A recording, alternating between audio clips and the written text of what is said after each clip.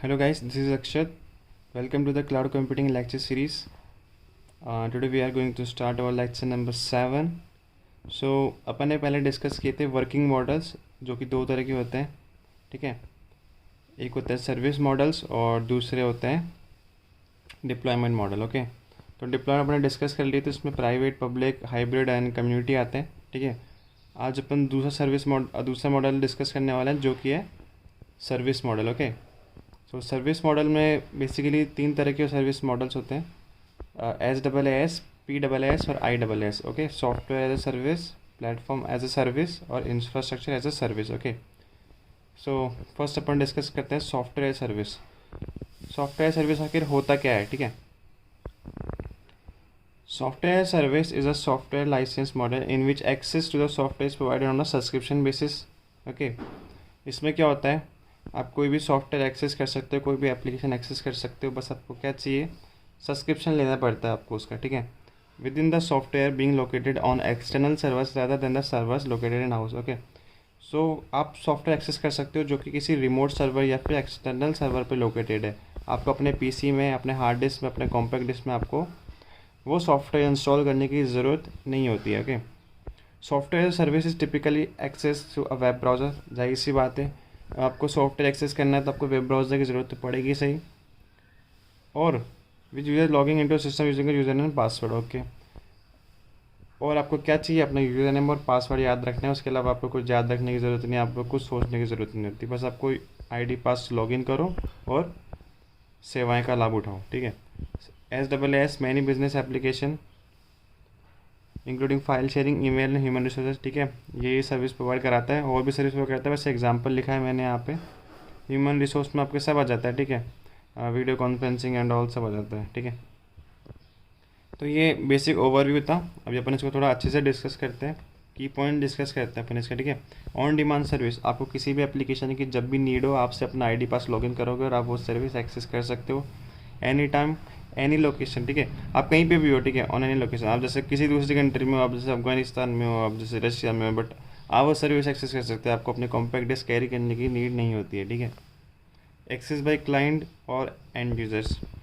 अब software service जो होता है ये फ्रंट एंड पे चलता है। फ्रंट एंड पे यानी कि इसको एक्सेस कौन करता है, सिर्फ क्लाइंट एक्सेस करते हैं। बैक एंड पे क्या हो रहा होता है, सर्विस प्रोवाइडर आप जो इन्फॉर्मेशन आप मांग रहे हो वो कैसे आ रही, कहाँ से आ रही है, आपको वो सब चीज़ें जानने की ज़रूरत नहीं होती, बट आपको अपनी सर्विस एक्सेस करनी है, तो वो क्लाइंट एक्सेस करते हैं, ठीक है। सॉफ्टवेयर सर्विस में क्लाइंट का रोल होता है, ठीक है, सिर्फ फ्रंट एंड पे काम चल रहा होता है। यहाँ पे आपको जो करना है वो चीज़ सर्विस आप लो और आपका काम करो, ठीक है। आपको और कुछ टेंशन लेने की इसमें ज़रूरत नहीं होती है।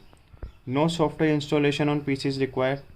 मैंने बोला ही था, आपको अपने PC में कुछ भी इंस्टॉल करने की ज़रूरत नहीं होती है, क्योंकि आप अब इससे एक और फ़ायदा है कि आप PC में आप सब चीज़ें आप रखोगे तो आपका PC हैंग हो सकता है। इतना स्पेस भी PC में नहीं होता है, ठीक है। क्लाउड सर्विस में तो आप स्पेस बढ़ा सकते हो अपने नीड के अकॉर्डिंग। कंप्यूटर में तो फिर अब नई हार्ड डिस्क लानी पड़ेगी, तो उसमें इन्वेस्टमेंट ज़्यादा करना पड़ेगा। इससे बढ़िया कि आप ईयरली सब्सक्रिप्शन या मंथली सब्सक्रिप्शन ले लो, तो वो चीज़ सही रहती है, ठीक है। मैनेज बाय सर्विस प्रोवाइडर्स, आपको कुछ करने की ज़रूरत ही नहीं होती। अगर आप खुद का लोकल सर्वर लेते हो, आप अपने खुद में आप खुद सॉफ्टवेयर इंस्टॉल करते हो PC में, तो अब उसको एंटीवायरस लगना पड़ता है, उसको बार बार मैनेज करना पड़ता है, मेंटेन करना पड़ता है, अपडेट करना पड़ता है, तो वो चीज़ इसमें नहीं होती। आपको सिर्फ सर्विस लेनी है। ये सारा मैनेज कौन करता है, सर्विस प्रोवाइडर इसको मैनेज करेंगे, ठीक है। पांचवा पॉइंट आता है प्लेटफॉर्म इंडिपेंडेंट।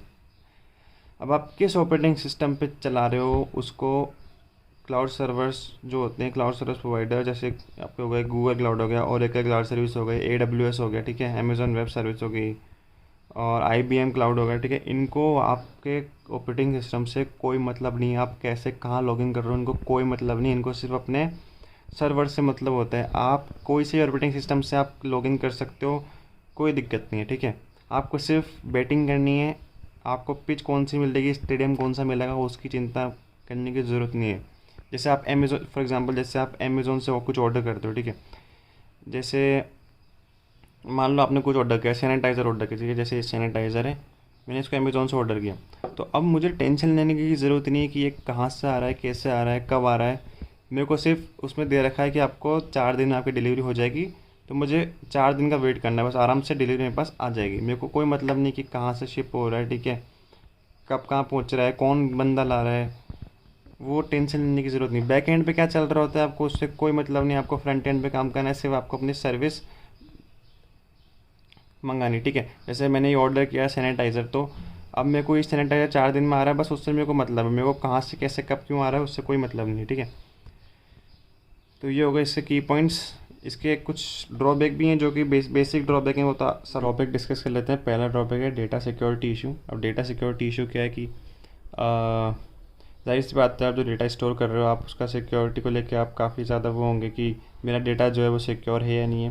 तो अगर आप किसी ट्रस्टेड क्लाउड सर्विस यूज़ कर रहे हैं, जैसे गूगल क्लाउड सर्विस हो गया, ठीक है, आपका AWS हो गया, अमेजॉन वेब सर्विस हो गया आपका, ठीक है, ओरेकल क्लाउड सर्विस हो गया, IBM क्लाउड सर्विस हो गया, तो अब ये आप ट्रस्टेड क्लाउड सर्विस यूज़ कर रहे हो, ठीक है, तो आपका ये सिक्योरिटी कंसर्न है ना बहुत कम हो जाता है कि आपको चिंता लेने की ज़रूरत नहीं होती, ठीक है, क्योंकि ये बहुत सिक्योर होते हैं, अच्छे होते हैं।